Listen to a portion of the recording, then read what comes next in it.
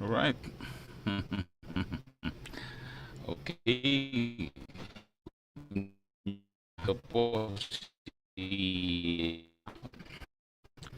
So, nandito pa rin ako ngayon, ha. Nakabilad sa araw. Alam ko kayo dyan sa Pilipinas,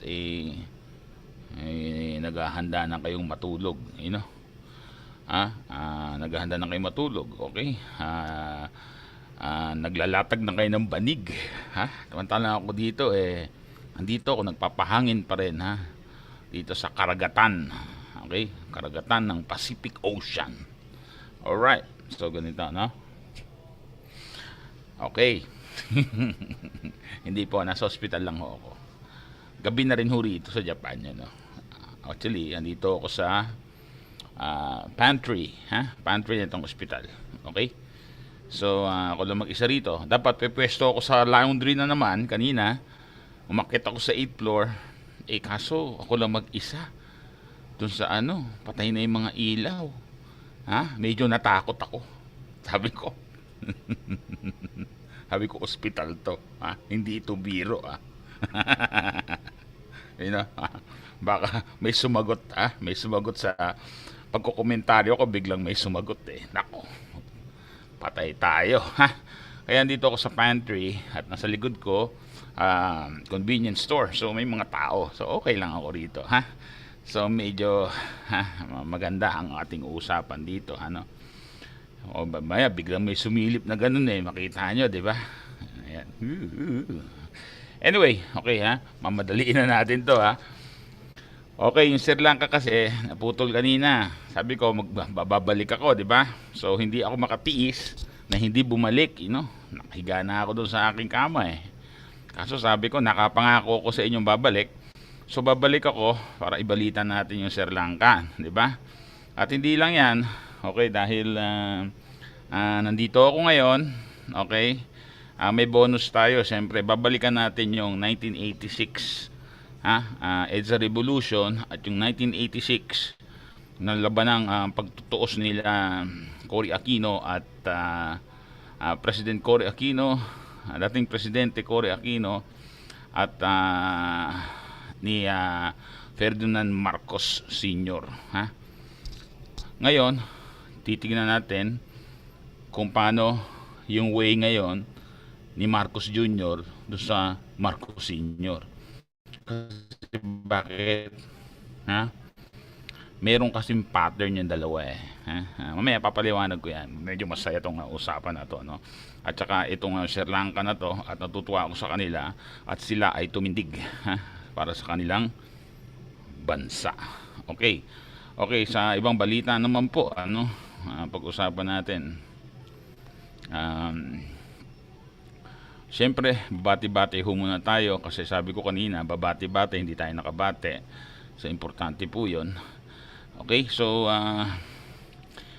ang ibang balita po, 46% ng mga Pinoy naniniwala ang gaganda ang ekonomiya. 46% naniniwala. Okay, itong survey na to social weather station. Ito, wala tayong tiwala rito. Lahat ito propagandist ito, Lahat ito may sapal na pera, Okay. At yung pag-uusapan natin, yung super majority, diyan sa Senado, nagkakaroon sila ng grupo-grupo, Pero iisa pa rin sila super majority, wala lang, ek lang nila yon, Okay, pag-usapan din natin yan, Tapos si Manny Pacquiao lalaban sa isang YouTuber, vlogger, yan, So, siyempre, wala tayong magagawa. Kailangan niya makabawi doon sa perang ginasta niya nung eleksyon. Alright. So, okay, bago tayo mag-umpisa, hinihikayat ko po ang lahat, na mag-subscribe po dito sa ating channel, sa Roy, The Destroyers of Evils. Ito po yung ating segment, At ito po ang ating channel, Roy, The Destroyers at iba pa TV. Yun, kasi nagmi-mix up, Okay, so huwag po tayong mahiyang mag-subscribe. Libre po ito, Okay, at wag po tayong mahiyang i-share yung ating mga videos kasi hindi po tayo fake news, ano. So tayo po ay para sa katotohanan, nagre-report po tayo para sa katotohanan, para maituwid ang katotohanan, hindi para mameke ng mga bagay-bagay. Tayo ay nakalinya lang sa fact. Kumbaga, 'yun ha. Oo, ang ganda ng pagkakasabi ko ng fact. Fact. Ayan ha. 'Yun ha. Oh, sarap pakinggan nun eh. Fact. Anyway, ito po. Ito po siya, no? Share ko muna yung screen ng mga babatiin natin, ano? Ito, sabi ko kasi nakapangako tayong babati-bati tayo. So, ito na siya. Okay? So, binabati po natin, ha? Si Ronit Romedio. Yan. Okay, thank you for watching po, no? Remedio, Maribena Be, thank you for watching. Kahit nahilita ko ng pagsagot sa inyo, sinagot ko kayo, ha. Pasensya na po at busy tayo. At isa lang ang ating kamay. 100 lang po tayo eh. Ito wala eh. Palyado eh. Tapos yung gumagana kaliwa pa. Ang hirap mag-type, So, yan po. Ha? Love Lola. Okay, thank you for watching. Ha? Love Lola. Mukhang magandang lola to, ano? Ha? Odette Santos. Okay, Ma'am Odette Santos, maraming salamat po, no? Jenner Guillermo, hindi ko na po mababasa yung inyong mga komento, no? Babasahin ko lang po yung mga pangalan nyo, no? Kasi marami po ito, no? Okay, matatagalan ho tayo ngayon kasi mahaba po yung mga documentaryong i-share natin sa inyo, no? Jenner Guillermo, thank you for watching, sir. Okay, Mamudet Santos ulit. Joselito Alcantara. Okay, Sir Joselito, thank you for watching po, no? Thank you for watching. Virginia Tumawon, thank you for watching po, Ma'am Virginia Tumawon. Okay. Shoji Dwarf. Okay, thank you for watching po. Virgie Fukushima. Okay, taga Japan to. Maraming salamat po. Thank you for watching. Rosana Narumi. Ma'am Rosana ng Chiba. Thank you for watching po, no? Oo, laging present ito si Ma'am Rosana. Dito po ay isa pong mga top committee ko to sa Pinoy Pink Ninja Movement. Okay, very active po ito, ha. Sa SOCMED talagang walang pinapalusot ito si Ma'am Rosana Narumi. Thank you for watching, sa suporta. Thank you po. Okay nga pala sa mga Pinoy Pink Ninja family dyan na nanonood, ako po ay nagpapasalamat sa inyong suporta. Okay? Suporta po, ha? Maraming salamat po. Hindi po nababayaran yan. Okay? Hill and Son, thank you for watching, sir. Okay, Nilita Sumagaysay, thank you for watching. Elvira Belayo, thank you for watching. Okay, Vicente Tablete, sir, thank you for watching. Hindi ko na mabasa, ang haba po niyan. Thank you for watching. Bahala na kayo magbasa. Total, sinishare ko naman yung screen, di ba? Mia Feloga, thank you for watching po sa inyo, no? Maraming salamat sa suporta. George Vargas, thank you for watching, sir. Thank you. Hindi ko na mabasa, ha. Pasensya na po. Okay, Ronaldo Moit, thank you for watching, sir. Ronaldo Moit. Okay, mabuhay kayo. Alvin Humawas. Ang hirap naman to, no? Jumawas. Alvin Jumawas, thank you for watching. Okay, Virgilio Bartolome. Okay, thank you for watching, sir. Dori Norio, thank you for watching. Okay, so Beans Patrick Salvo, thank you for watching. Thank you rin, sir, sa tayo laban lang. Okay, Try first, thank you for watching. Lagi-lagi ito si Try first. Thank you for watching. Oo, sa live natin, lagi nandyan siya, no? Fernando Rebong, thank you for watching. Sir, thank you for watching po. Alvin Jumawas, yung kanina, thank you for watching, ano? Peña Romero Soy Demer, thank you for watching. Mari Samson, thank you ma'am, thank you for watching. Mari Samson ulit, thank you for watching, ano? Manang Shi, thank you for watching. Meron bang Mananghi? Mananghi. Oh, pero siya ay si Manangshi. Thank you for watching. Sa suporta po, ma'am. Okay, Aldrin Empalmado, thank you for watching. Ito lagi rin to sa live, ano? Thank you for watching. Vicky Hamora, thank you for watching. Okay, thank you. Gabs, thank you. Red Blue, thank you so much. Okay, Renante Domingo. Ano ba itong laylayan? Ito ba'y laylay dila? Wala, stupido lang to. Okay, so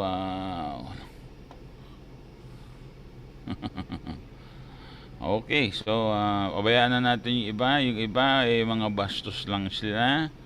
Okay, bastos sila ngayon at sila ay mamamatay na bastos lang din, ano? Wag naman sana, magbago na kayo. Alright, anyway, so stop share na natin to. Tayo pumunta po sa ating mga ibabalita. Okay, uunahin muna natin yung mga bali-balitaan natin, o unahin na natin itong ito pong iugnay natin to sa people's power natin, ano? Okay, panoorin po natin ang nangyayari po dyan sa Sri Lanka, no? Oo, Sri Lankan President flees as protesters storm palace. Sri Lanka's President Gotabaya Rajapaksa fled his official residence. Okay, so umalis na yung presidente doon sa kanyang official residence, ano? Si President Gotabaya Rajapaksa. Okay, so kahapon po umalis, ano? Kahapon on Saturday, shortly before protesters angered by unprecedented economic crisis storm and overrun the compound. Bakit ba ano ba nangyari? Bakit nagkaganyan ng mga tao? Okay, hindi na kontrol ang kanilang ekonomiya. Okay, dahil po sa mga korupsyon at pagkakautang dito sa China, na ganito po ang ginagawa ni Digong noong nakaraan, ano? Utang sa China, kaya nakuha po yung kanilang port diyan sa Sri Lanka. Ang kokontrol na ho ngayon ay ang China. At hindi lang yun ho, ano, sa laki ng utang nila at sa ratio ng kanilang GDP ay hindi po sumasapat yung kinikita ng bansa sa pambayad ng ilang utang. Yun po yun. At wala na magpautang sa kanila dahil sagad na sila sa utang. Puno na sila ng utang. Okay? At hindi po malayong mangyari po yan sa Pilipinas din. Kung hindi po tayo mag-iingat, kung hindi po tayo magiging maingay, katulad natin dito sa Roy the Destroyer, kailang maingay tayo para marinig tayo, Pag mali, pag tama. Kapag tama, pupurihin po natin sila. Pag mali, babatikusin po natin sila. Okay? So, yan po, ano, tumaas ang inflation, nagmahal ang bilihin. Okay, tama pa, tinamaan din sila ng Ukraine, war na yan. Lalong tumaas yung mga bilihin, lalo yung mga gasolina nila, tumaas din. Hindi na kontrol. Kasi bakit? Wala na magpautang sa kanila. Okay? Hindi na sila makarecover, bankrupt na ang kanilang gobyerno. Ibig sabihin, ano, wala nang pansahod, okay, sa mga government government employees, wala na rin. Wala nang pera ang kanilang bansa. Okay. Kaya itong si presidente nila, ha, ang sinisisi ng mga taong bayan. Okay? O, puntahan ho natin. Ito po ay maikukumpara natin, noong nakaraang pamamahala po nung tatay po na itong presidente ngayon na si yumaong Ferdinand E. Marcos Sr. Ganito rin po yan, naghirap pong bansa, kaliwat kanan ng korupsyon, wala na magpautang sa atin, nagutom ang mga tao, nawalan ng food supply, nawalan ng bigas, mais na lang ang pinapakain sa mga tao, mais haluan ng bigas, parang ganon, kasi wala nang white rice that time. Kaya nagkaroon ng mga batang negros, malnourished. Okay? Sinasabi nilang yung panahon ng diktadurang Marcos golden age. Hindi po golden age. Hindi po yung golden age. Oo. Baka mali yung pagkaintindi nyo. Golden age, ibig sabihin po yun siguro nung mga nagsasabing golden age yan, ibig sabihin lahat ng presyo gold. Mataas po, inflation pinakamataas po sa history ng Pilipinas nung kay Marcos, senior. Mataas na mataas po ang inflation nun. Okay, sagad po sa bubong. Okay, kung mababa lang bubong ng bahay nyo, lagpas na dun. So ganun kataas ang inflation. Anyway, parehas so para ako na dejavu rito, no, sa mga sitwasyon na nangyayari dito sa dito sa mismo sa Srilanka, na pumasok sa Malacanang nila diyan, parang yung residente po ng palasyo ng kanilang presidente diyan, which is parang Malacanang sa atin, di ba? Pinasok ng mga tao. Ganun din po ang nangyari sa Pilipinas. Buti na lang at nakaalis, itong mga Marcos, kundi wala, sigurado, gulpi di gulat sila sa mga sa mga taong bayan, pinagpapalo siguro sila ng sinelas sa muka. Anyway, so yan po, yan ang katotohanan dyan, so panoorin po natin at madedejavu kayo kung may kung alam nyo ang nangyari noong 1986 revolution, ng Edsa revolution po. Parehas na parehas po ito. Panoorin nyo po sa Srilanka.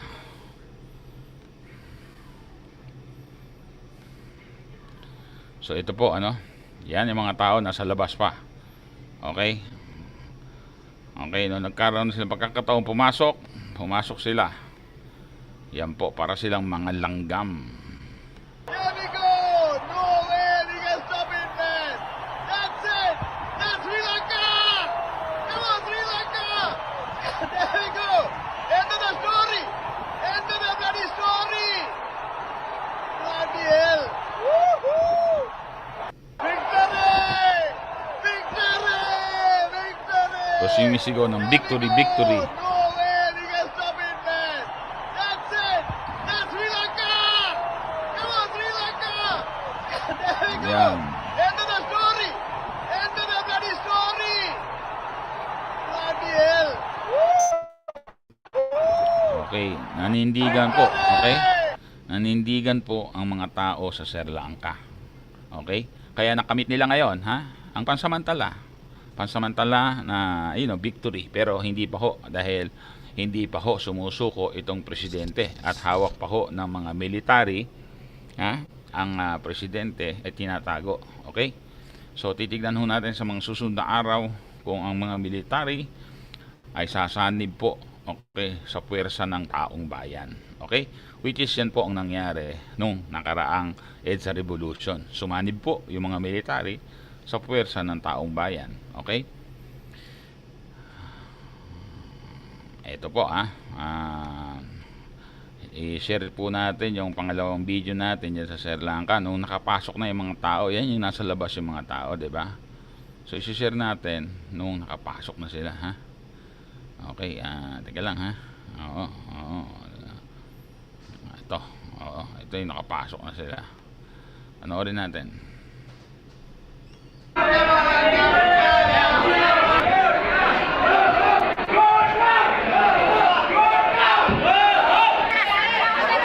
Masaya mga tao.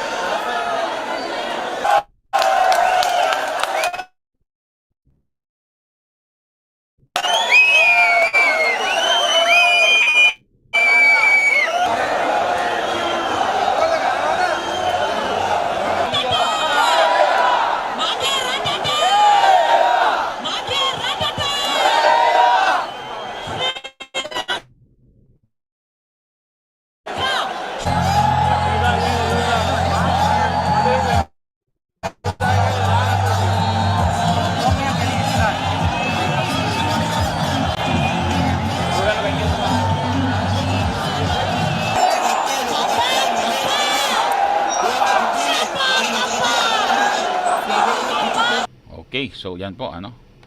So yung mga tao tungtuwa, okay? At nagkaroon sila ng kanilang small victory pero hindi pa ho yan ano. Unang-una marami pa silang dapat gawin ano. Okay. Unang-una kailangan talagang ma-eject na yung presidente nila, ha? Ma-eject na yung presidente nila. Okay? At magtayo sila ha ng bagong gobyerno o konstitusyon nila. And then, siyempre, okay, paano yung mga utang nila? O yun, kailangan nilang bayaran, you know. So, mahaba-habang labanan to, you know. It's a decades of, it's a decades of struggle ito para sa mga Sri Lankan people, you know. So, pero, suporta kami sa inyo, Sri Lankan people. So, ito yun, ano.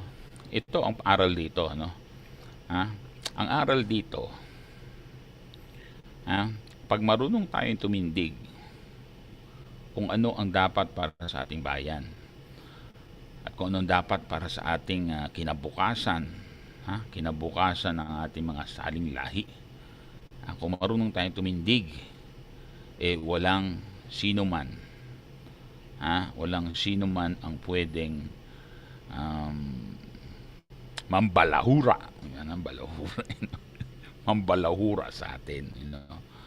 Mambaboy, katulad ng mga corrupt na presidente, katulad ng mga ni Ferdinand Marcos Sr., di ba? So anong ginawa sa kanya ng mga tao, di itinapon sila, di ba? So naramdaman nila yung pait, ng kanilang kalokohan. Oo, kaya lang, biglang nagbalik ngayon dahil yan sa kababayaan. Okay? Kapabayaan. At isa na rin sa kabaitan ng mga Pilipino, you know. Kabaitan, kapabayaan, at yung pagiging, isa pa lang, ito isang sakit ng Pilipino, makakalimutin. Okay? So, ito na rin, itong sitwasyon na to, so, i-reminder rin ito para dyan kay BBM, kasi kapag hindi sila nagtino, binigay na sila ng second chance. Although yung second chance na ibinigay na yan, hindi yan absolute. Kasi bakit? Unang-una, questionable yung kanyang pagiging presidente. Okay, di ba? Pangalawa, Marami silang bagahe iniwan ng kanyang magulang, ni Marcos at saka ni Imelda. Diba? So yung mga bagahe na yan, kung hindi nila tatanggapin yan na ginawa nila, mananatiling bagahe para sa kanila yan. Okay? Pangatlo, kapag ginaya ulit nila ang estilo ng kanyang ama, ginaya niya ulit ang estilo ng kanyang ama, maaaring mapunta tayo ulit. Okay? Sigurado ang mga Pilipino nasa dugo natin yan. Kapag napuno na ang salop, kakalusin na ng mga Pilipino. Okay? Meron tayong kasaysayan dyan. Okay? Ito pinapakita lang ng Srilanka. Siguro nakikita nila bongbong yan. Yan ang mangyayari sa inyo kapag hindi kayo nagtino sa inyong mga pwesto. So magtino-tino kayo dahil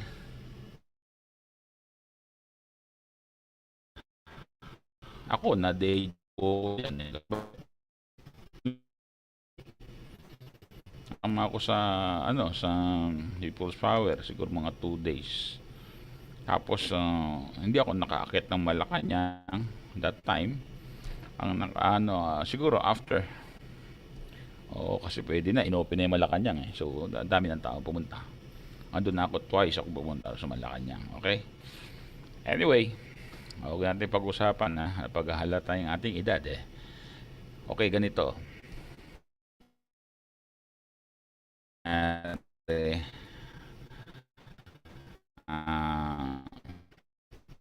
Kung nangyari dito sa Sri Lanka, papakita natin nangyari naman sa People's Power, sa Edsa Revolution. At paano na-trigger yon, di ba? Nag-umpisa yan una sa snap election nitong si Marcos Sr.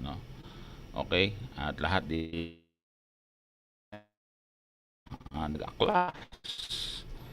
Yan ang inabot nila. Inabot tuloy sila ng inalat sila. Okay?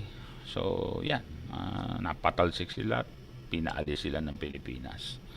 Okay, panoorin muna natin yung para balik tanaw lang natin yung nangyari nung EDSA Revolution.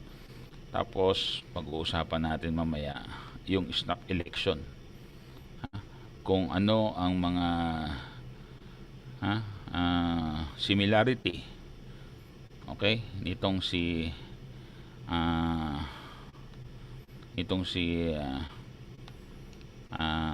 mag-amang Marcos. May mga similarity yung dalawa pati sa mga style ng kanilang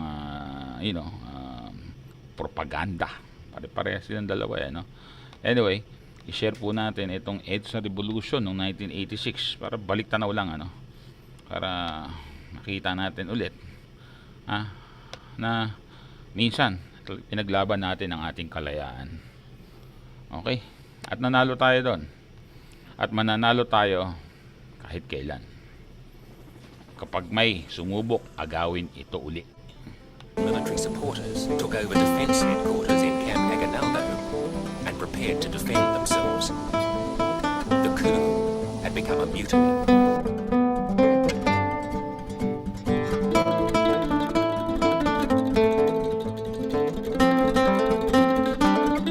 Is it worth living to serve a government that does not really represent the will of the people?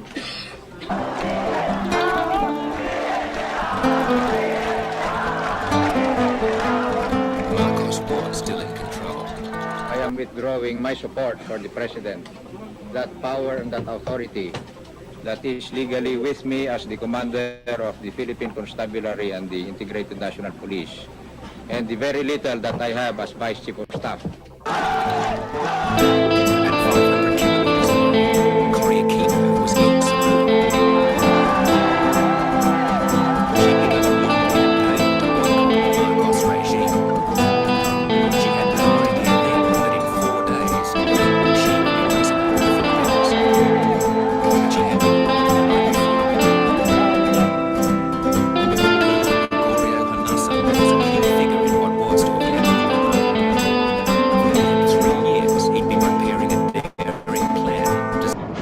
sake of the Filipino people, I ask Mr. Marcos to step down now so that we can have a peaceful transition of government. Tell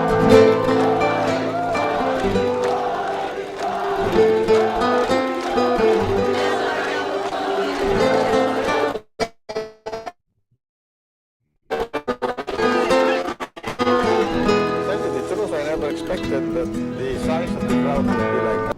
I will not resign on the say-so of, those who criticize my administration. At 2 o'clock that afternoon, the order finally came. The Marines moved in on Camp Aguinaldo. As of now, I cannot in conscience recognize the President as the Commander-in-Chief of the Armed Forces. I call upon now everyone who is imbued with a sense of justice and respect for the law to disobey the orders given to them. Marcos had become increasingly isolated in the presidential palace, and even barbed wire barricades were not enough to protect him from the people.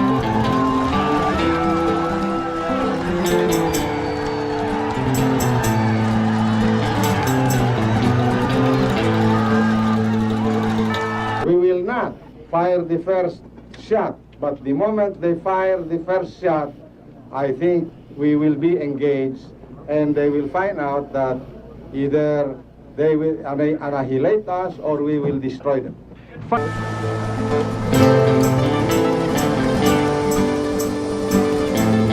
tide of events was turning decisively against Marcos. The air he ordered out to put down the rebellion would now be used against him. The 15th All these points are vulnerable to even simple mortar attack or artillery attack. If we wanted to finish this in, say, 1 hour, we could.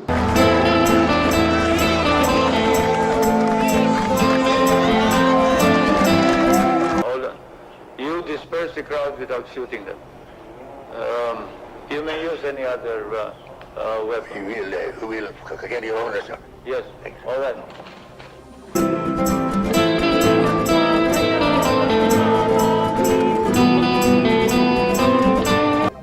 They cannot cow us anymore. We are no longer afraid to die because enough is enough, Mr. President. I think you know that your time is up. Marcos military machine was beginning.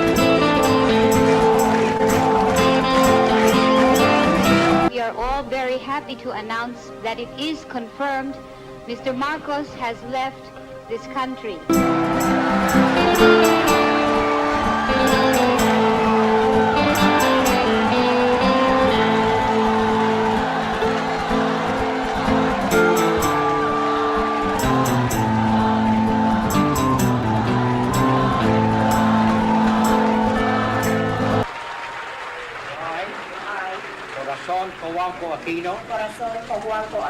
Do solemnly swear Do solemnly swear that I will faithfully that I will faithfully and conscientiously and conscientiously fulfill my duties fulfill my duties as President of the Philippines. as President of the Philippines. So help me God. So help me God. Marcos has gone. He'd ruled the Philippines for 20 years with absolute power. He'd been backed by a formidable military machine. But in just 4 days, he was overthrown. Alright. So, okay. Sabi nga nung ano, no? Ang ganda nung huli, no? He has absolute power for 20 years, Pero itinapon siya, sa loob lamang ng 4 na araw. Yan. Ayan po, di ba? So, ang ibig sabihin niyan, okay, nakakatakot po, okay, ipagkatiwala, ang absolute power. Ibig sabihin, absolute power. Kasi yung panahon ni Marcos, anong dineklara niya yung martial law, inabolish niya yung Congress. Ha? Tinanggal niya. Okay? Tapos, okay, yung Supreme Court, control niya. So, mga absolute power talaga siya. So, pag ipinagkatiwala mo sa isang tao, ang iyong bansa ay napakadelikado niyan. Walang iniwan niyan kay Hitler, Yung mga hindi na ba tayo natuto sa mga nakaraan? Tignan niyo na lang ang nangyayari ngayon sa Ukraine, di ba? Tignan niyo si Putin sa Russia, di ba? Kasi meron siyang absolute power. Katulad ni etong sa China na si Jinping, di ba? Meron siyang absolute power. So, nagagawa niya kahit ano. Kahit na ang mga tao nila doon ay nagugutom. Okay? So, yun ba ang gusto natin? So, kung bibigyan natin ng ulit itong si Marcos Jr. na to, na ibinigay na ginawa nila nung panahon, nung tatay niya, na absolute power, napakadelikado po nito. Pero nakikinita ko na po dito kay Marcos Jr. Magkakaroon to ng absolute power. Kasi bakit? Bago bumaba si Digong, pinlansya niya na yung Supreme Court, di ba? Nag-assign siya ng mga tao diyan, doon sa mga key position. Okay, katulad na lang sa mga may constitutional mandate na pwesto katulad ng COA. Okay? Ngayon, ipinosisyonan nagposisyon na sila ng mga tao doon. Okay? Sa COMELEC, nagposisyon sila ng mga tao, 'di ba? Okay, sa Commission on Appointment, naglagay na rin sila ng mga tao. Sa Ombudsman, naglagay na sila ng tao. So para planchado na lahat, kumbaga, para makuha nila yung absolute power. Okay, tignan mo na lang ngayon sa Senado, sa Congress, di ba? Super majority na talaga. Sa Senado, iisa na lang ang oposisyon, tunay na oposisyon, si Senator Risa Hontiveros na lang. So ibig sabihin nito, papunta na tayo sa pagbibigay ng power sa isang tao, which is itong si Marcos Jr. Okay? Ngayon mga tao, kung hindi tayo magiging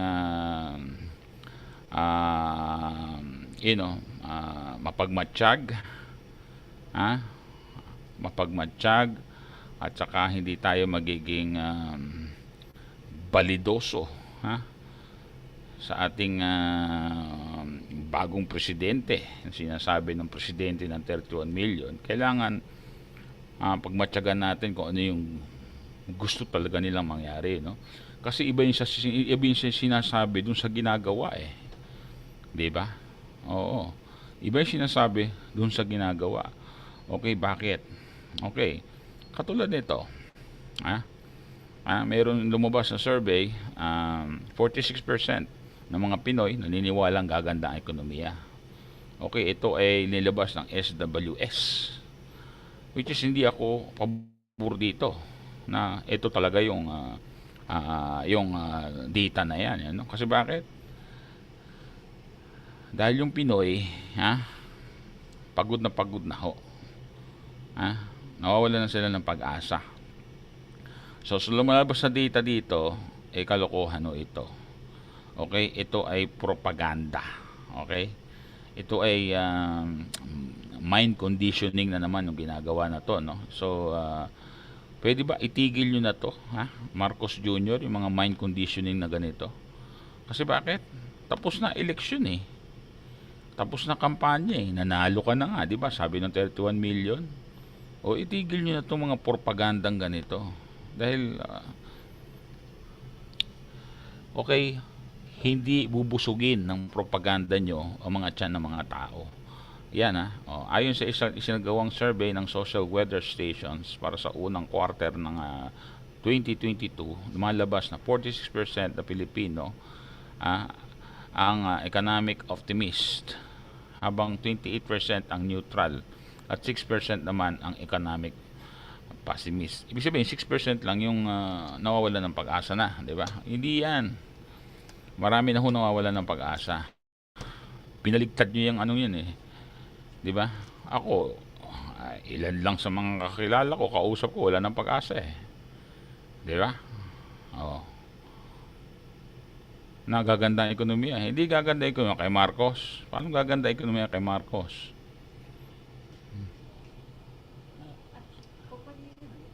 ちょっと仕事してる。あ、来ます。はいはい。はいはいはい。すみません。はい。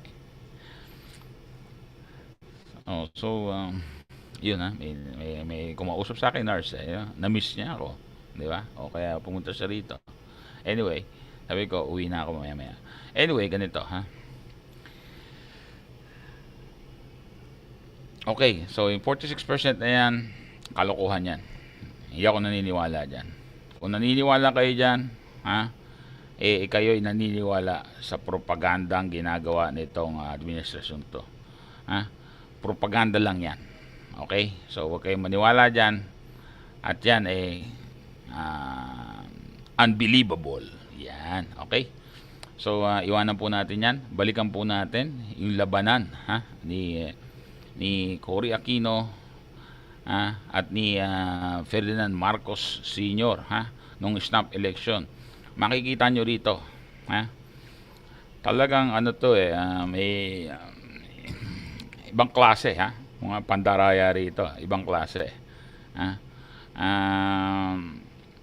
at ibang klase yung mga style nila, pare-parehas. Itong si Marcos Jr. Na nakita natin, at saka si Marcos Sr. Okay? Pare-parehas, kinakamada nila. Okay? At maging sa AG News. Okay, panoorin po natin itong ating share na video na to. Bihira nyo lang kung nakikita ito, pero ipapakita natin dito sa ating programa, Roy the Destroyer of Evils. Okay, so wait lang. Okay, sa mga hindi pa ho nakapag-subscribe dito sa ating channel, inihikayat kong mag-subscribe kayo at i-share po natin ito sa mas maraming tao para mas marami pong makapakinig, okay, ng ating programa na ginagawa, okay, dito sa YouTube live stream, So share po natin ito sa mga tao. Huwag po tayong mahiya dahil ito, inilalabas lang ho natin yung katotohanan dito. Okay? Wala ho tayong sinasabing kasinungalingan dito dahil galit tayo sa kasinungalingan nga, di ba? Okay? So share po natin to. Okay? At mag-subscribe po kayo para dumami po tayo. Anyway, ito na po, ipapakita ko na po, panoorin niyo po ito, napakaganda po nito. At marami po kayong mapupulot dito, at maaalala nyo talaga kung ano ang kasamaan nitong mga Marcos, at makikita nyo ngayon kung ano yung ginagawa nitong Marcos Sr. na to, ginagawa na rin at gagawin sigurado nitong Marcos Jr. Panoorin po natin.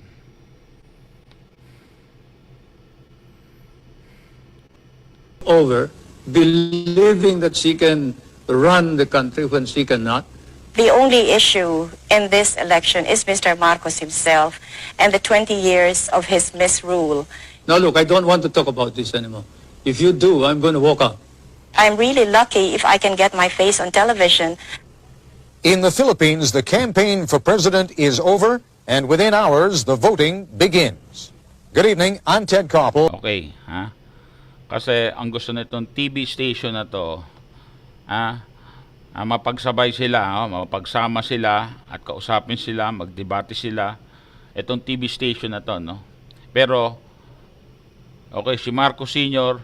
ayaw niya. Sabi niya, di ba, sa telephone o sa interview, kung gagawin niya yan, mag-walkout na ako. Yan din ang ginagawa ngayon ni Marcos Jr. sa mga debate, di ba? Okay? Parehas yung tatay niya. Ayaw makapagdebate. Bakit? Ha? Hindi niya kailangan eh.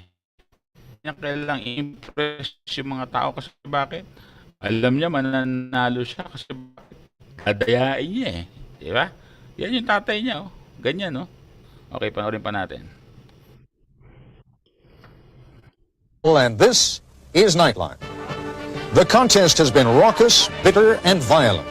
In their final interviews before voters go to the polls, Philippine President Ferdinand Marcos and his challenger, Corazon Aquino.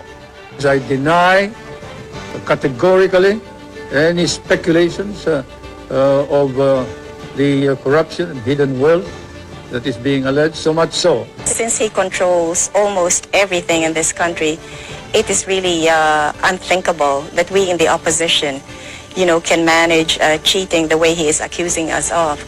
You will not be able to find any replacement of Subic and Clark. And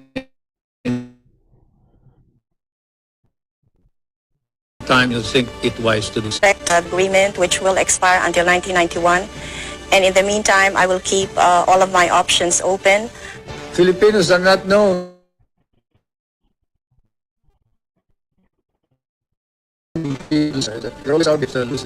but in this particular, I am so certain of victory. Mr. Marcos, as well as all of his cronies, will get justice, something which was denied my husband. This is a special edition of ABC News Nightline. Reporting from New York, Ted Koppel. What we have for you tonight is, we think, a fascinating broadcast. What we do not have is what we've been promising you for the last few days. A live confrontation Marcos and his challenger, Corazon Aquino. You should know the reasons why. President Marcos says that Philippine election law prohibits either candidate from campaigning on election day itself or during the 24 hours preceding election day. Everybody forgot that the 6th is not a campaign day. It is prohibited by the election code. And therefore, when you set it for the 6th, we were about to violate the election code, and the punishment includes disqualification from public office. And I certainly do not believe in violating the law. If my opponent dares to take the risk, that's their business, that's their problem. But I don't want to violate the law. No one has yet explained to us how an interview on American television, not rebroadcast in the Philippines, could violate any law. Furthermore, we offered to do the broadcast last night. Mrs. Aquino accepted. President Marcos did not. Nevertheless, both candidates agreed to separate. Okay, sabi ng host, di ba? Oh. Ba't di niya ni-explain daw ni Marcos? Ni-explain niya, bawal. Oo, kasi mga 24-hour after, campaign period, natapos na, bawal na mag-campaign, di ba? 24-hour, isang araw, after a campaign period expired, bawal mag-campaign na, di ba? Isang araw na yan, tapos election, di ba? So may isang araw na tahimik, silence, walang campaign, di ba? So oo, totoo yun siya sabi ni ano. Pero ang paliwanag man ng host, ba't hindi niya ipinaliwanag sa amin, na ipapalabas naman ito sa Amerika, hindi naman sa Pilipinas. O anong bawal doon? So hindi naman sakop ng Pilipinas yung batas sa Amerika. Ibig sabihin nun, umiiwas lang siya sa debate, sa debate nilang dalawa. Okay, umiiwas siya. Okay? Ito, panoorin natin. Interviews which were conducted earlier today. Because of the Philippine election law mentioned earlier, these are the final interviews of the Marcos and Aquino campaigns. As Nightline correspondent James Walker reports, the campaign, while short by American standards, has lacked nothing in intensity. When Corazon Aquino registered to run for president of the Philippines, she seemed a bit overwhelmed. The mere fact that many people are considering me a woman, just a housewife. But there was no self-doubt on the part of her opponent, President Ferdinand Marcos. Let us keep our appointment with destiny. President Marcos does indeed have a sense of destiny. 3 years ago, he authorized a project to create his own Mount Rushmore. Even his enemies consider him a brilliant politician. First elected president in 1965, he declared martial law in 1972, saying he needed to crack down on the growing communist and Muslim insurgency. This is the first presidential election since he lifted martial law in 1981. The Marcos political machine is legendary. Supporters bus to mass rallies with free entertainment. And after a dramatic entrance, a few campaign promises Marcos style. I now order, I hereby order the lowering of electric rates by the National Power Corporation. And he's also lowered interest rates, raised government salaries, and dispensed favors wherever he's gone. So you like that, huh? And all of this faithfully reported by the primarily government-controlled media. But President Marcos, who has run this country for 20 years, is now facing his most serious political challenge. The self-effacing housewife, whom he refers to as my lady opponent, has run an astoundingly strong campaign. Aquino no longer looks overwhelmed. Without the help of a strong political machine, she has drawn enormous crowds, several 100,000 last night in Manila. Her supporters wear yellow as a reminder of her murdered husband Ninoy, who was considered Marcos's most powerful opponent. Ninoy Aquino was gunned down at the Manila airport 2 years ago as he returned from exile in the United States. I do not seek vengeance. I demand justice not only for Ninoy, but for all the Filipinos who have been victimized by Marcos. Aquino accuses Marcos of repression, corruption, and destroying the economy. The economy of the Philippines is in bad shape. We have very, very wealthy people in this country. We have a tiny middle class, and 75% of the population are living below the poverty line. Jaime Ongpen is a multi-million-dollar businessman who supports Aquino over Marcos. He has literally disenfranchised hundreds of thousands of entrepreneurs and businessmen. Businessmen like Nathan Fajal, who say that Marcos' policy of state-run monopolies is driving him off his coconut farm. Unfair? Would you call that fair when you are when the buying price is? I would call it very cheating already. The alienation of the business community is not Marcos's only problem.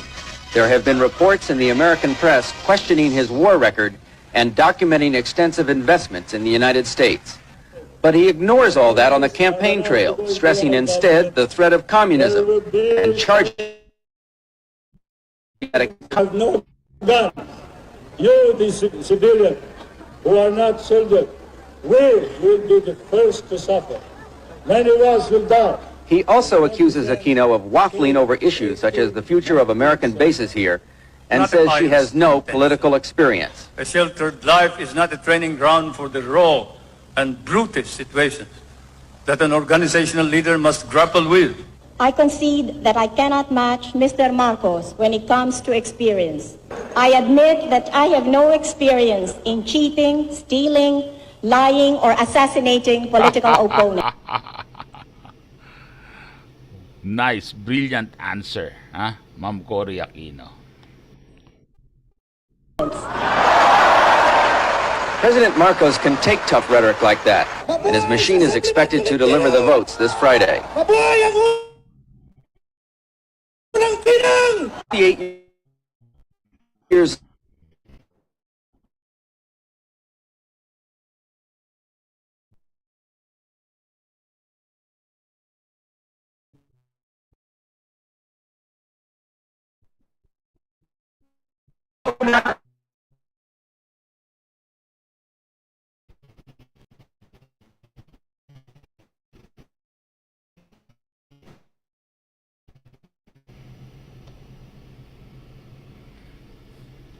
May internet natin.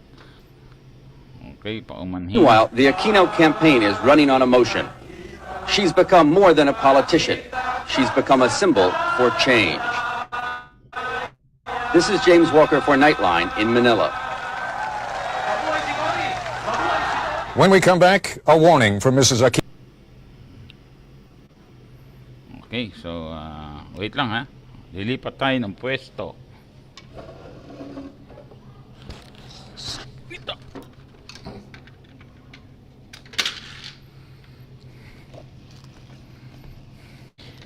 Ay, masuk ko sa daan eh.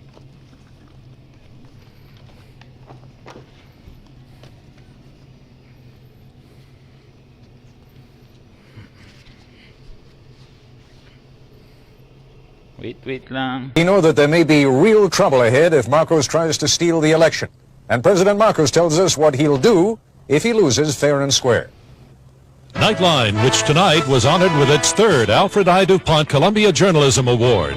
Tonight's award, a special presentation of a gold baton, the first of its kind in the 44-year history of the annual ceremony. The baton was presented for Nightline's week of broadcast from South Africa in March of 1985.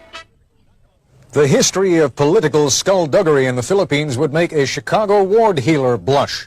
But one American analyst recently came to an unexpected conclusion. The greatest surprise, he says, is the apparent likelihood that Mr. Marcos can win without force or fraud. His opponent doesn't believe it, though. And in our interview, Mrs. Corazon Aquino...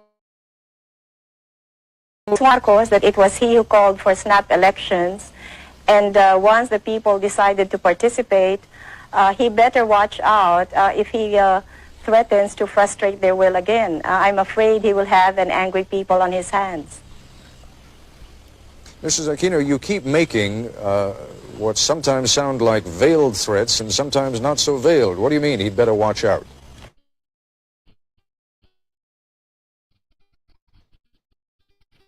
People not to engage in any violence, and so far they... And if you may recall, my husband was having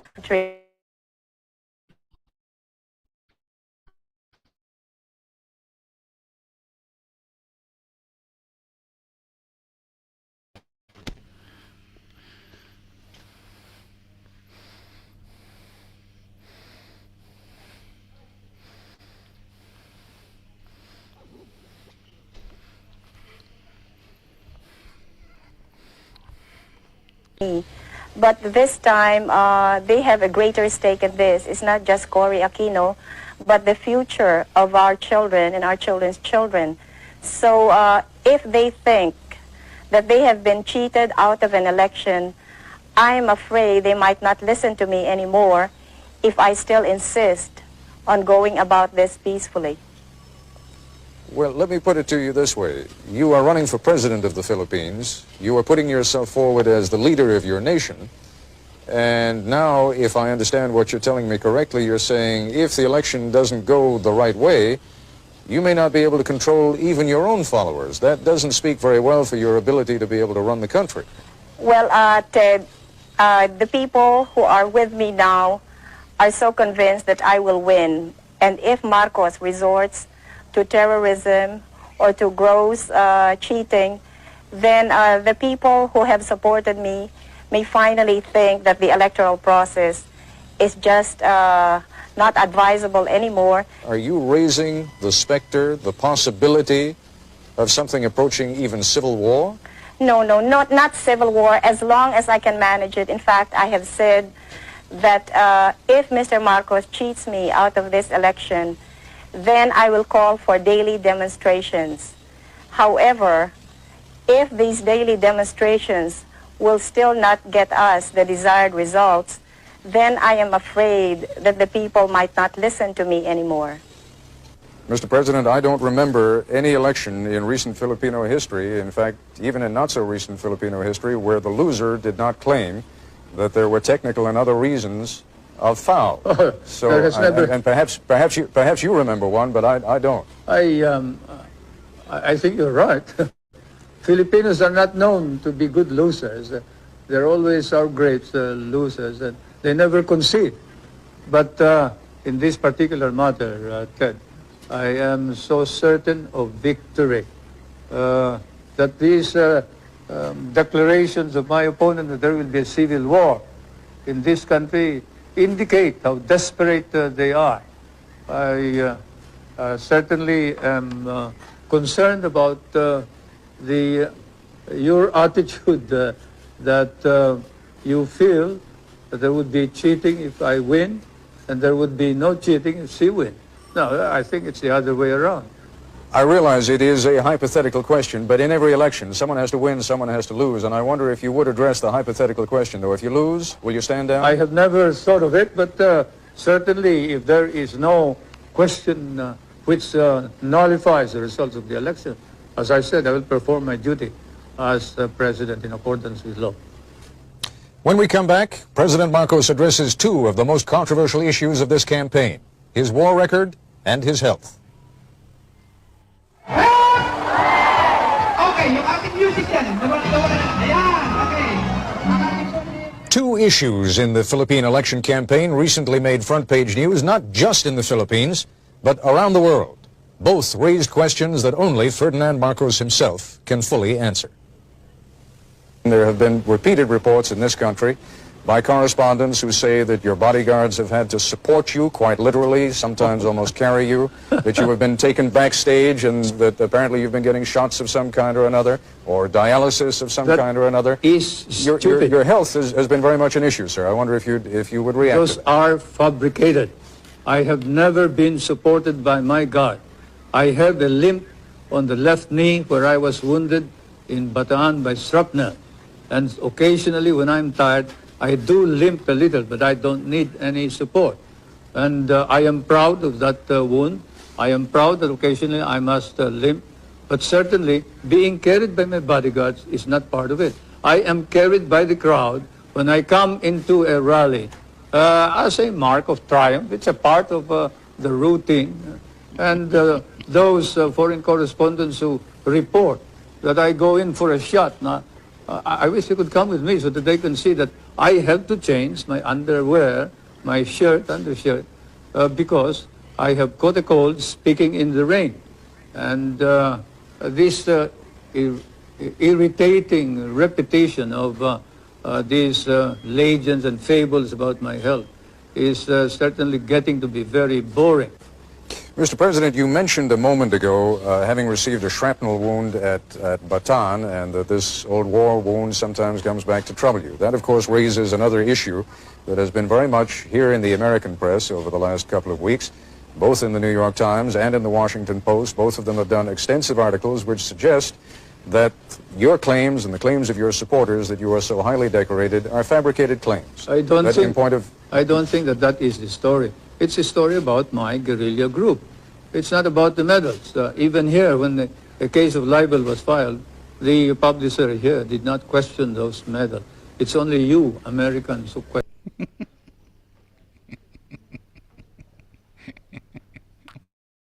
Namang medal eh. Wala namang medal. I am not going to degrade myself by talking about those medals. If the American government wants them back, they can have them back. It's a good thing that we did not burn them. It's a good thing Wala namang medal eh. that we did not burn them at the end of the war when you refused to give us our back salaries and refused to recognize all of us, and we were not entitled to education benefits, we were not entitled to medical benefits. But I was one of those who stopped our people from turning communist, especially the veterans, because we did not fight for communism, we fought for freedom. Now I wonder whether we also fought for the Americans and the American flag, to which we had sworn when MacArthur inducted us into the USAFE. I have no regrets, however, about having fought in Bataan. I have no regrets about fighting beside American soldiers. I have no regrets about fighting under American officers. And probably if our country were ever to be attacked again, I would do the same thing. But I would certainly raise some questions about the conduct of the American government in relation to the veterans of the last war. I am certainly very disappointed. Mr. President, the question is not raised about the courage of Filipinos who fought against the Japanese during the Second World War. But the question, as you know, and you know this is not something I'm making up, you have seen those newspaper articles yourself and you have seen some of the documents, suggests that the guerrilla group that you claim to have led, in fact, either did not exist at all or was just a tiny group that played no major role. Then why is it recognized by the intelligence officer of General MacArthur in a paper which is certified too by the head of the archives of the United States? Wala naman di ba? Ito talaga, no? Magtatay talaga, no? Talagang itong dalawang to, no? Sinungaling, no? Mga busit. Now look, I don't want to talk about this anymore. If you do, I'm going to walk out. When we come back, President Marcos plays his strongest card, and Mrs. Aquino responds. The issue? Political experience. Ayaw pag-usapan yung kasinungalingan, no?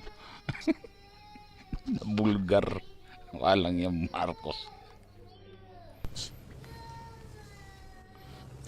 It is certainly a major debating point for the Philippine president. He's got a lifetime of political experience. His opponent has almost none. President Marcos has been accused of running the issue into the ground, however, with consistent and disparaging remarks about Mrs. Aquino. Here's what the two candidates had to say about the question of Mrs. Aquino's political experience. First, President Marcos. You've had some rather disparaging remarks to make about Mrs. Aquino, not the least of them being that, in effect, she has experience as a housewife, but little else. Do you think she has gained in stature over the last few weeks? And do you think it is possible that if she is elected, that she could serve effectively as President of the Philippines? I still believe that you need somebody who has been experienced to run our government in this time of crisis.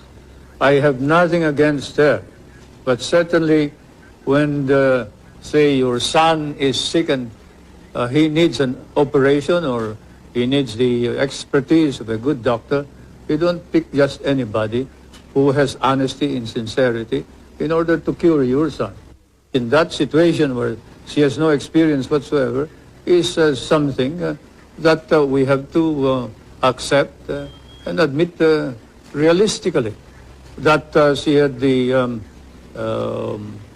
the nerve to run without any experience whatsoever, as she admitted, and it's not me who has said that she is inexperienced, it is her who said, what do I know about running a government? And as an ordinary citizen, I would cry out immediately against anybody who says that being given the presidency. But as President of the Republic, I think it's my duty to call attention to this danger.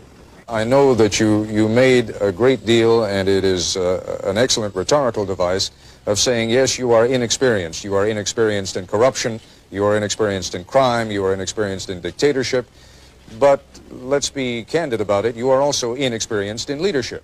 Now, there is a difference even between running a campaign as the widow of a martyred and beloved leader and running a country that is, as you yourself have pointed out, in a great deal of trouble. To those who are neutral about you, what do you say about your lack of experience? Well, more than experience, I think it is credibility that counts. And the truth of the matter is that the Marcos government has lost all credibility, and no way can Mr. Marcos possibly lead our country back to recovery because the Filipino people no longer believe in him. I realize that I am inexperienced, but as Mr. Marcos himself confessed, it took him 6 months to learn how to be president. And I guess I can do the same thing. As we all know, there is no school for presidents, so I don't think that should be a point against me. Your own George Washington definitely had no experience either. It is possible that he had no experience as a president, but he certainly had some experience in leadership when he became president.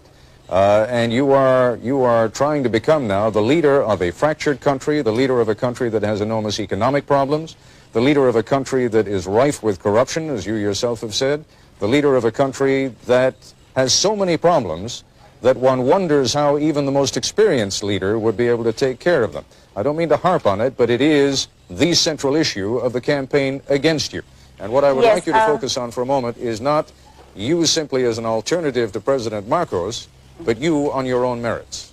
I realize how many people may think that I am not, the perfect solution to everything, but let's just say I am the best available solution to our problem. There are a great many people within your own coalition, within your own party right now, who see you as a useful device for getting rid of President Marcos, but who may have plans of their own for then shuttling you aside and, having used you, then taking over power themselves. How would you prevent that from happening? Nobody can use me, and I showed this very clearly when I insisted that I would be the presidential candidate. I mean, if people wanted me to defeat Marcos, they would have to do it my way.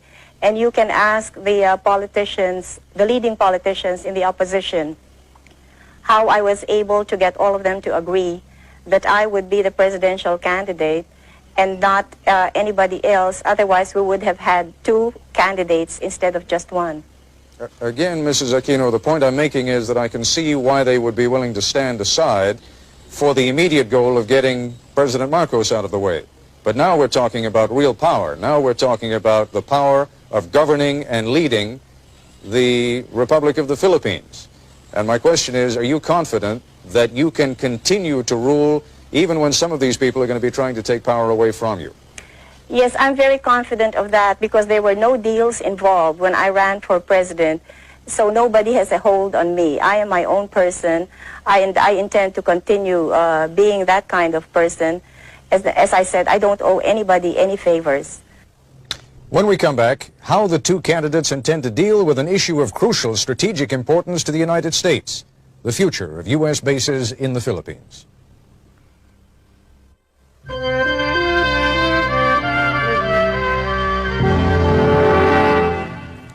There have been American military bases in the Philippines since the turn of the century, established right after the Spanish-American War. Clark Field, once an outpost for horse cavalry, today the only permanent U.S. air base between Guam and Turkey. Subic Bay, a naval station since 1901, now the largest U.S. naval supply depot outside the United States, and particularly critical to the United States since the loss of Cam Ranh Bay in Vietnam. The loss of those Philippine bases, experts say, might only be replaced by the building of a naval battle group that would take years and cost perhaps $50 billion. Let's talk for a moment about the kind of relationship that a government of the Philippines under Corina Aquino would have with the United States. What kind of a relationship would you want to have with the United States? Well, I would like to continue our friendly relations with the United States, and I see no reason why that cannot be so. In fact, I would like to strengthen those relations, and definitely we will be in direct dialogue with your government, so I really see no problems there. Well, the problems again, and it seems to me that there has been a little bit of waffling on the issue of the bases over the course of the last couple of months. Would you tell me now in these final hours of the campaign precisely what your position on the bases at Subic Bay and Clark Air Force Base are? What is your position now? All right. I respect the military bases agreement, which will expire until 1991. And in the meantime, I will keep all of my options open. I know that no sovereign state can ever allow any part of its territory to be in the perpetual possession of a foreign power, and I think no ally of ours will be demanding this of me. I am not hearing from you the kind of reassurance that I think Washington really wants to hear. Now, obviously, you're under no compulsion to give it, but I wonder whether that is deliberate. No, it's not deliberate. Before the RP-U.S. bases agreement expires in 1991, we will be in consultation with the United States, with our neighboring countries, especially the members of ASEAN, and above all, we will be consulting with the Filipino people so that we will be able to reach an agreement which will be to the best interest of the world, but in particular, the Philippines. I've always maintained that those bases are needed by the two governments and probably by Asia itself, if not the world. You cannot project your naval and air power beyond the South China Sea as well as to the Indian Ocean and the Hormuz Straits in the Middle East without those bases. And we also recognize that Asian countries may be in danger if the balance of military power were not maintained between the two superpowers. And therefore, the ultimate noble purpose of all of this is to maintain that military balance in order that we can avoid war in Asia. This is to the advantage of not only the United States and the Philippines, but to the advantage of all of Asia and perhaps of the Middle East, Europe, and perhaps the world. When you hear people speculating in this country, and there has been some considerable speculation, that perhaps things are becoming a little bit too dicey in the Philippines and that the United States ought to think about putting its bases elsewhere. You take that seriously? I take it seriously, and certainly we would not stop you if you want to get out of the Philippines. Do you think that Subic and Clark can be replaced? You will not be able to find any replacement of Subic and Clark, but you are free to get out anytime you think it wise to do so. When we come back, both counter the charge that fraud and corruption have become a way of life in Philippine politics.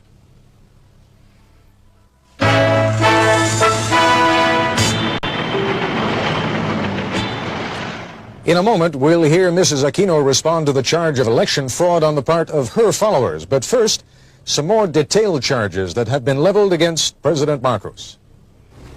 Mr. President, some would say that the gravest danger to the Philippines these days is that there is a crisis of confidence, and that what Mrs. Aquino would bring to the presidency would be a fresh breeze, and that she could get the expertise by surrounding herself with competent experts, but that what is needed is a fresh sense of trust, a sense that the corruption that is charged will be cleaned out, a sense that the cronyism that is charged will be cleaned out, a sense that the brutality that is charged against members of your armed forces and the police will be cleaned out, and that Mrs. Aquino can fulfill that role and you cannot.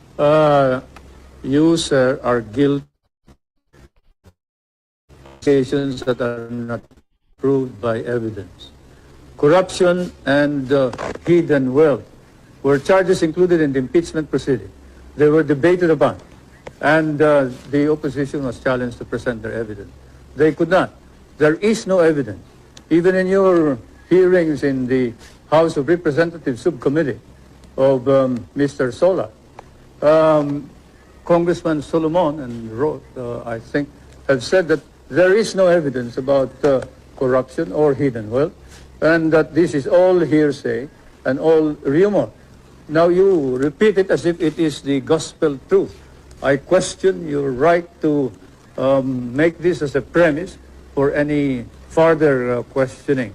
I must say that hearsay, rumors, speculation as a basis for a question by reputable newspapers and foreign correspondents should have no place in a society like ours.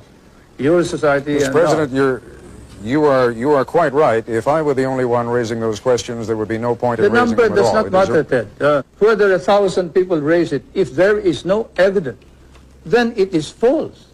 Whether it is raised by 10,000 people, if there is no evidence, then it is patently false. Numbers do not matter. It is evidence that matters. And you don't have any evidence. Mr. Solars has no evidence. The opposition has no evidence. They're just talking loud, and they're engaged in a smear campaign, and you are helping them.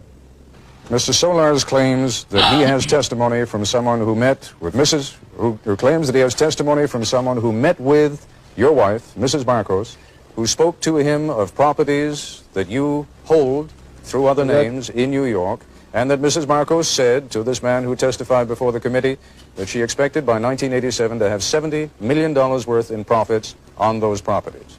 Now, that is the testimony. You're saying there is no testimony. It may be inaccurate, but the testimony, sir, is there. The witness, when asked by Congressman Solomon whether there is any evidence whatsoever proving this, said, I merely heard it. It is... Sinungaling to, no?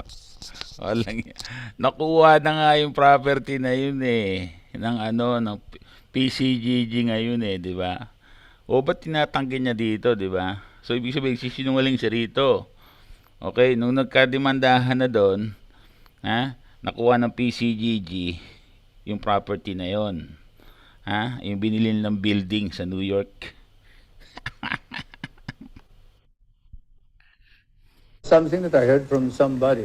I do not know your sources of information. You may be more accurate than I am.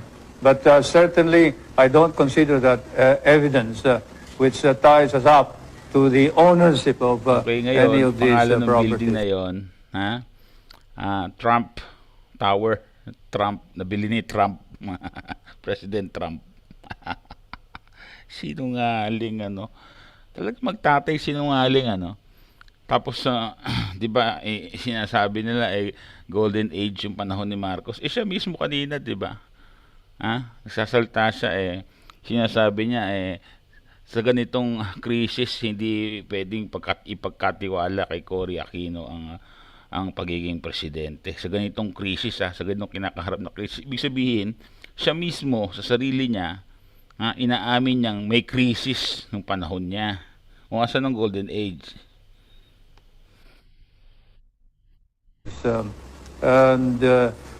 We are looking into the manner in which the evidence has been obtained by some of your investigators and some of your foreign correspondents, your newspapermen. And then after the elections, we will then look into the legal aspects of the coercion and intimidation that has been going on against some of the witnesses. But anyway, whatever it is, I deny categorically any speculations of the corruption and hidden wealth that is being alleged, so much so that the opposition members of the Batasan, the legislature, are now facing perjury cases in our court. And we are going to see to it that these cases will be pushed through. Nakita niyo na kung gaano kasinungaling tong tatay, di ba? Kaya ganyan kasinungaling din yung anak, Pinagpipilitan talaga nila, na walang ill-gotten wealth. Wala kaming biniling property sa New York. Yan ang dating, Asan yung ebidensya? Di ba? Mantala ngayon, ang daming nahalongkat ng PCGG. Bilyon-bilyon na yung nakuha sa kanila ngayon, di ba? So ngayon, anong misyon? Maibalik yun.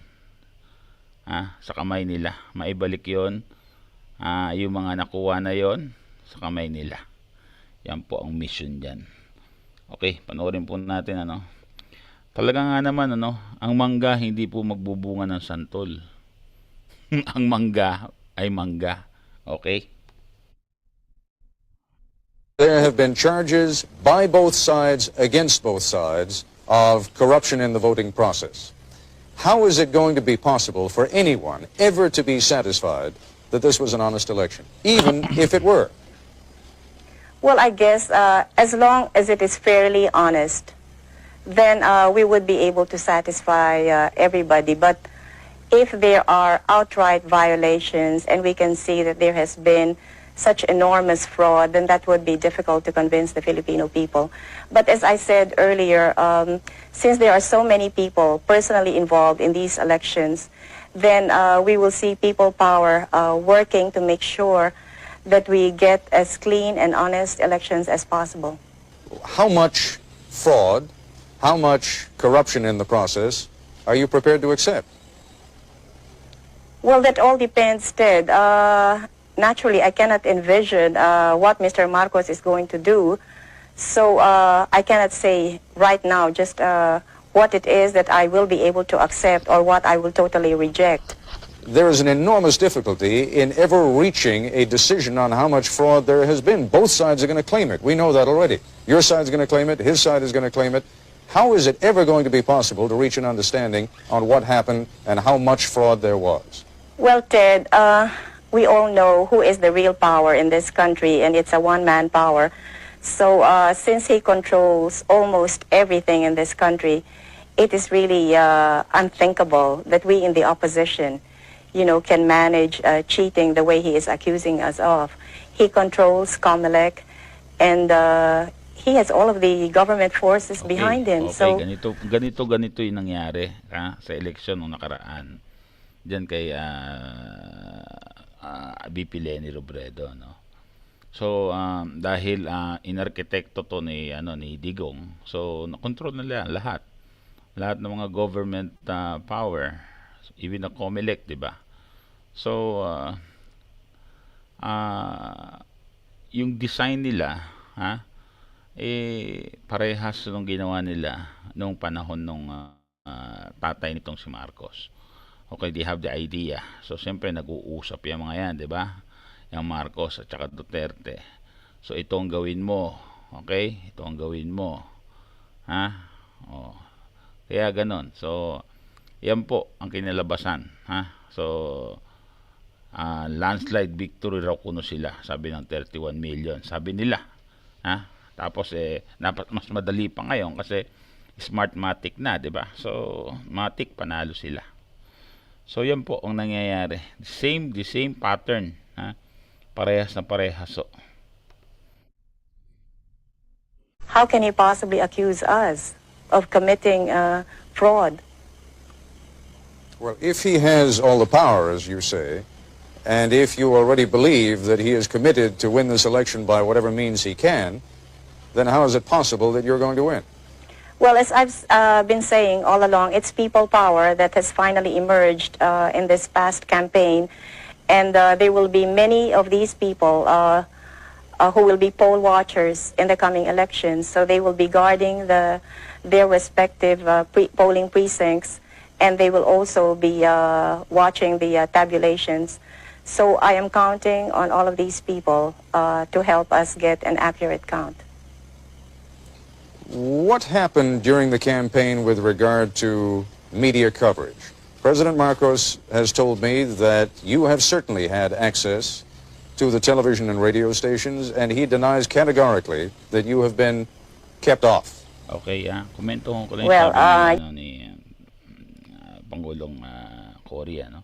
So sabi niya people's power daw, 'di ba? So tinatanong kasi nung host kung paano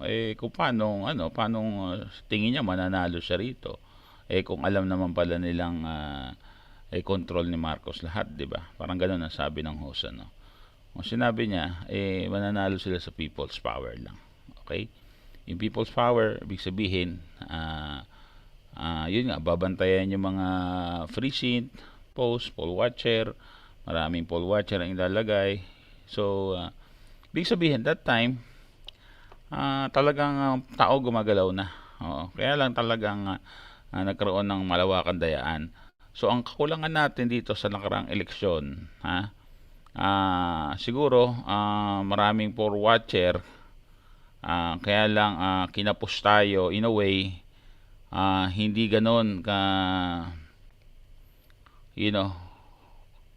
compassionate yung mga tao siguro, no? I mean, talagang gustong manalo, parang gano'n, di ba? So, parang do or die, parang make it or, parang gano'n. Parang walang masyado, kumbaga, kulang o may takot, Hindi that time, yung mga tao walang takot kasi talagang nadaya rin sila. Okay, nung snap election na to. So nangyari sa atin, kinulang tayo dun sa sa pagpupursige. Okay, I mean siguro may takot, may takot yung mga taong nagbabantay. Nung nakaraang eleksyon diyan kay VP Leni Robredo, no. Okay? Panoorin po natin 'to, no. Take for example the question of rallies and ours last night. I don't know if we were given a minute or two, but normally all of President Marcos's speeches are covered in full. So I'll be lucky if I can have a sentence or two. We both addressed the Chamber of Industries, and his speech was covered in full. I think I had two sentences, which I was allowed to, which local television aired. Maybe I can refer back to my husband's own funeral, where the Filipino people saw nothing of my husband's funeral, but which was viewed throughout the world. So things haven't changed much since that time. And I'm really lucky if I can get my face on television. What they are doing to me now is that they use some of my video shots and they impose it on their on their commercials, and then they have somebody pretending to be me and, talking as if it were Cory Aquino. And there's nothing I can do about it because all of media is, all of television is under the control of Mr. Marcos. When we come back, some final observations on the debate that never was. Okay, so yung panahon noon pala, may fake news na rin, ano? Paliwanag ni Tita Cory, di ba? Oh, may television na naglalabas na boses niya yon, ha? Kausap ng television pero hindi naman siya. Pero pinapalabas ng TV station si Tita Cory yon. So, parehas talaga, no? Ito mga fake news, no? Parang ngayong fake news, ngayong social media. Nung araw, hindi pa digitalize, analog pa. Okay? Telephone pa. Okay. So, ibig sabihin, itong mga to, talagang,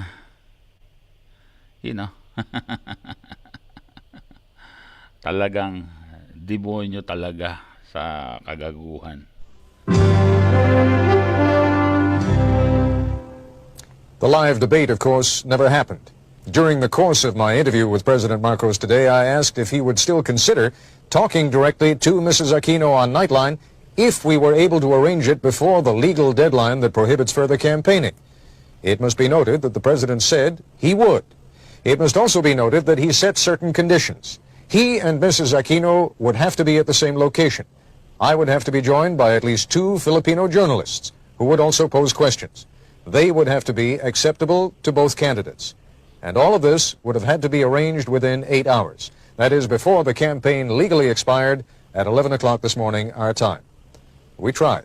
But Mrs. Aquino was making a final campaign swing through her home province of Tarlac, several hours from Manila.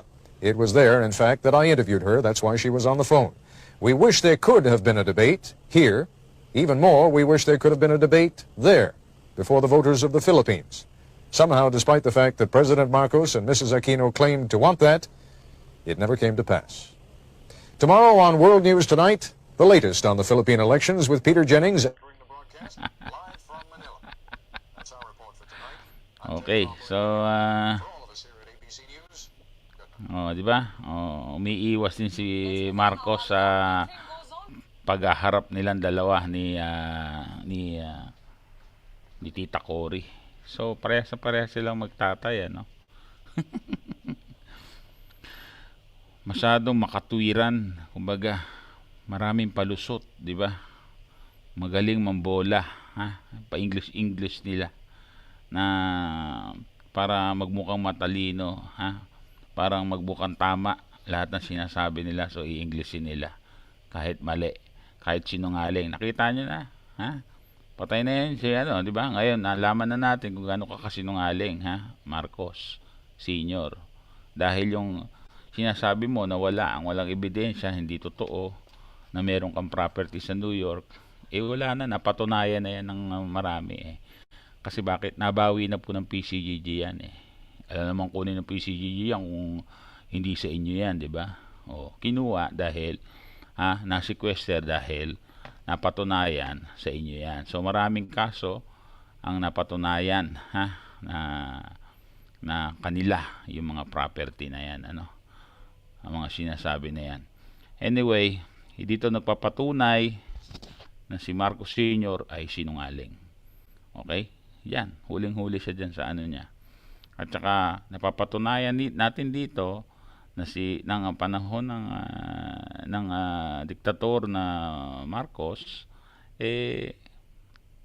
malubha ang kahirapan noon. Siya mismo nagsabi, di ba? Hindi mapapaubaya kay Cory Aquino, yung ang pagiging pangulo, ngayon nasa sitwasyon ng krisis ang Pilipinas. Siya mismo nagsabi, di ba? Ibig sabihin, walang golden age, So, yung mga nauto ng mga golden age bumoto dyan kay Marcos Jr. ngayon,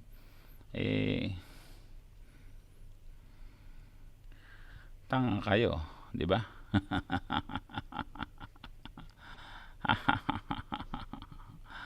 Alright, so, okay, sa ibang balita po,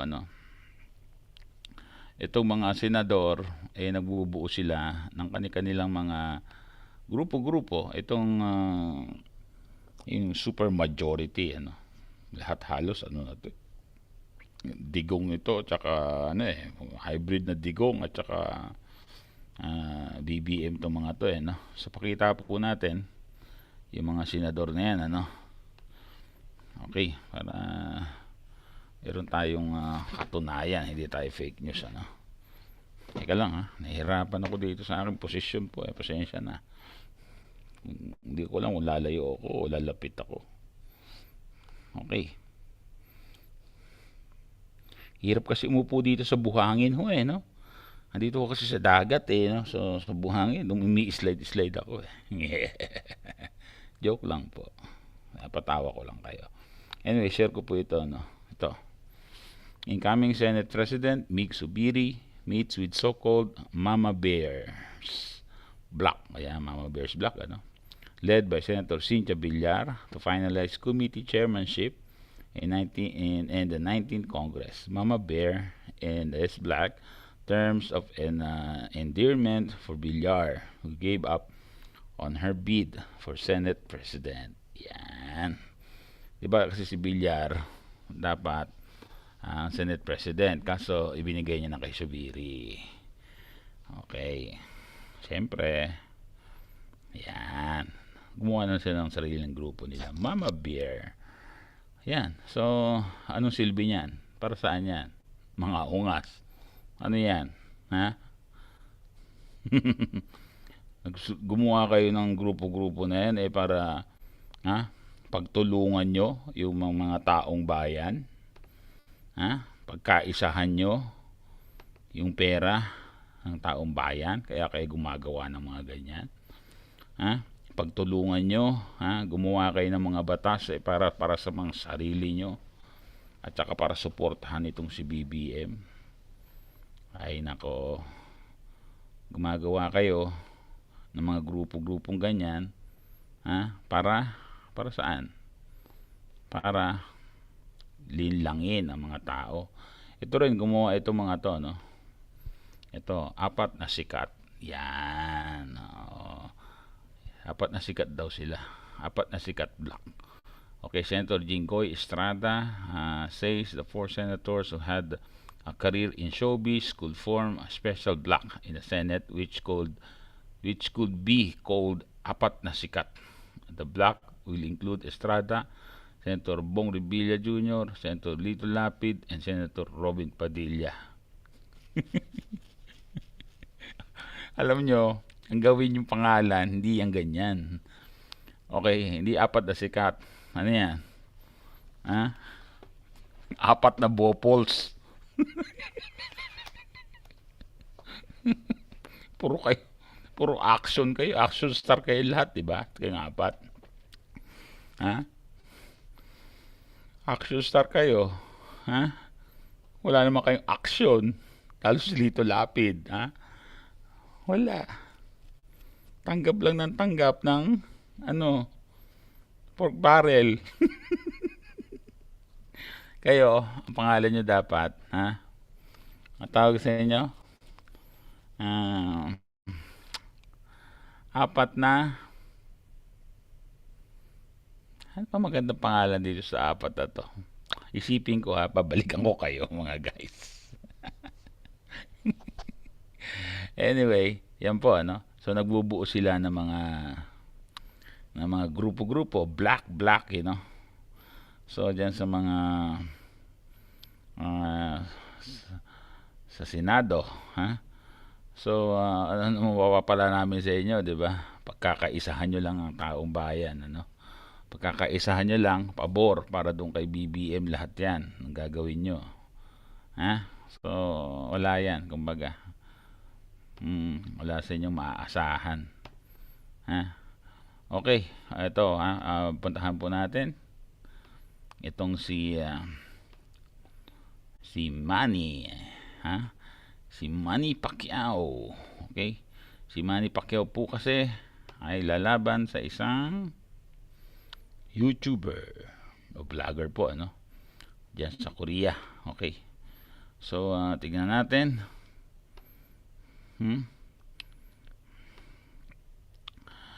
Okay, so si Manny Pacquiao. Okay. Inaasahan ang pagbabalik ni 8th Division World Champ Manny Pacquiao sa ring para kalabanin ang Korean YouTuber na si DKYO para sa isang exhibition match. Ang YouTuber mismo ang nag-post ng detalye ng kanilang laban na gaganapin umano sa December 10. Yan. Wala tayong magagawa, di ba? Natalo si Pacquiao di ba? So, asan ang punta ni Pacquiao? Di boxing. Yun lang naman di ba? So, parang si Mayweather, di ba? Exhibition fight sa mga YouTuber. Pera-pera, Pera-pera. Pera-pera fight ang tawag po dyan. Okay? So, yan. Pera-pera fight. Okay. Gabi na po at tayo po ay magpapaalam na. Bago po tayo magpaalam, may isa po akong ibabalita sa inyo. Isa pong trivia ito, no? So, okay, isa pong trivia. Alam niyo po ba, okay, balitang showbiz, alam niyo po ba na si The Boy at saka si Joey Albert ay naging magkasintahan? Yan. Ito po yung trivia na yan, no?